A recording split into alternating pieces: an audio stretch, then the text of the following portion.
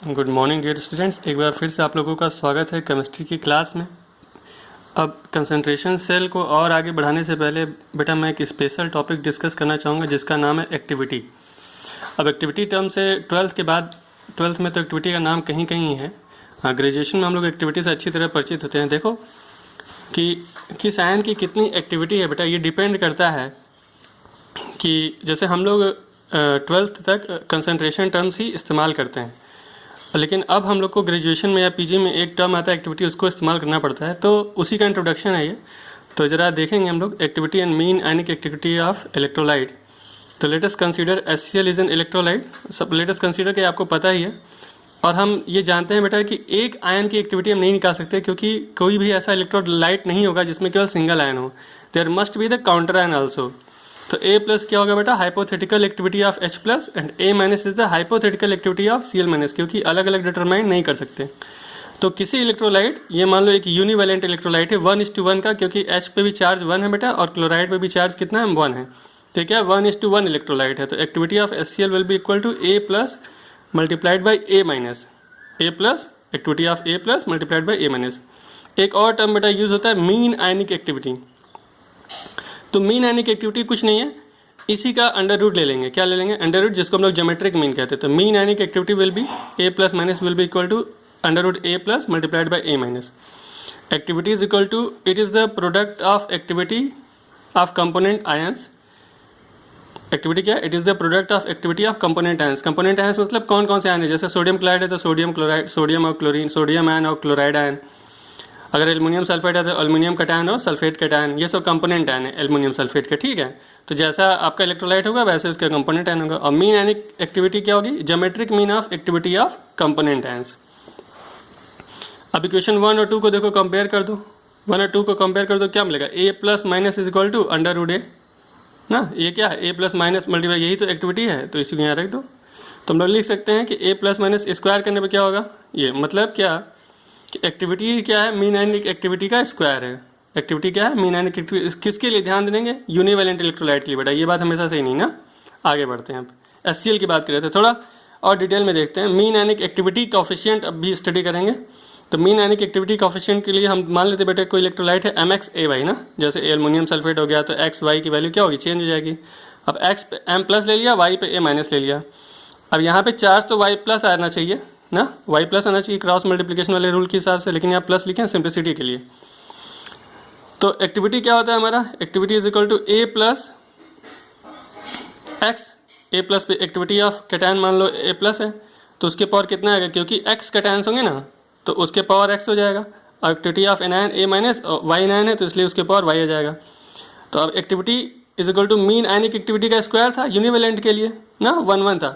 तो यहाँ पे क्या हो जाएगा, activity is equal to A plus minus x plus plus y. क्यों, क्योंकि कितने आयन आ रहे हैं वहाँ पे यूनिवैलेंट के लिए, बेटा 1 आयन ही आएंगे, और यहाँ पे X कैटायन आएगा, Y एनायन आएगा। तो इसलिए activity is equal to mean ionic activity A plus minus के power X plus Y, total number of cation plus total number of anion. जरा आगे बढ़ते हैं, इस डिस्कशन को बढ़ाते हैं थोड़ा हम लोग और आगे।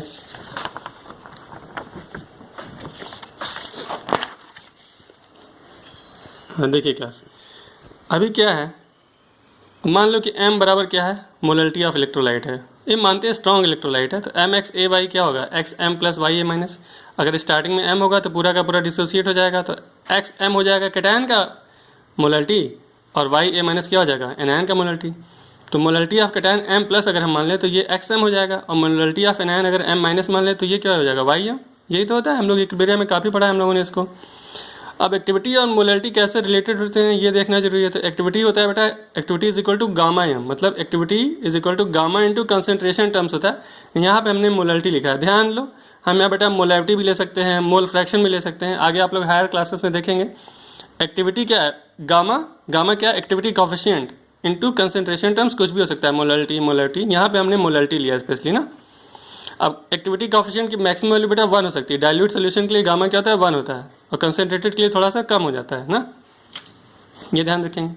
तो activity of A plus, cation की एक्टिविटी क्या होगी, gamma plus M plus A minus is equal to gamma minus M minus. अब A बराबर क्या हो गया, A प्लस के पावर X, A माइनस के पावर Y, जो होता है हम लोगों ने पीछे देखा है। यहाँ पे देखो A इज इक्वल टू क्या, A प्लस के पावर X, A माइनस के पावर Y। तो वही यहाँ पर रख देंगे, सिंपल है।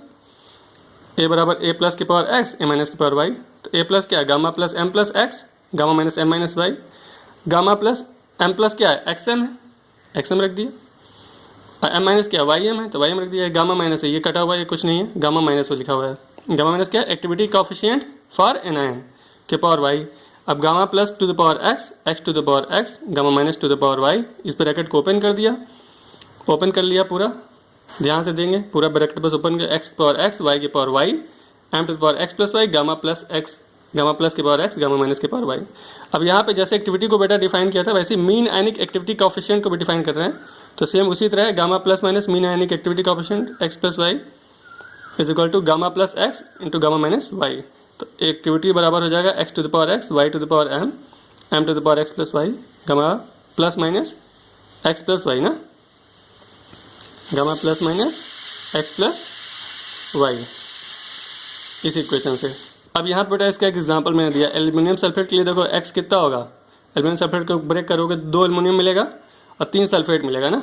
इसको मैं बोल रहा हूँ ट्राई बाईवेलेंट, ध्यान रहे ये ट्राई वैलेंट है बेटा, और सल्फेट क्या बाईवेलेंट। क्यों, सल्फेट की वैलेंसी कितनी है 2, एल्यूमिनियम 3। लेकिन एक्स जब ये डिसोसिएट होगा, इसको डिसोसिएट करोगे तो 2 एल्यूमिनियम आएंगे और 3 सल्फेट आएंगे, तो इसलिए एक्स बराबर 2, वाई बराबर 3। तो एक्टिविटी बराबर कितना हो गया, ए प्लस माइनस 2 प्लस 3, ध्यान देंगे, A plus minus 2, A plus minus to the power 5। और यहाँ पे एक्टिविटी इक्वल टू और क्या लिख सकते हैं, देखो x to the power x मतलब 2 to the power 2, y to the power y मतलब 2 to the power 3, M to the power 2 plus 3, gamma plus minus की पावर 2 प्लस 3। तो ये ऐसे एग्जाम्पल काफ़ी आते हैं एग्जाम में, हाँ नेट तक के एग्जाम में आते हैं, पीसीएस में भी कई बार पूछा गया, तो इसको ज़रा ध्यान से पढ़ेंगे। चलो मिलते हैं अगली क्लास में, तब तक के लिए थैंक यू।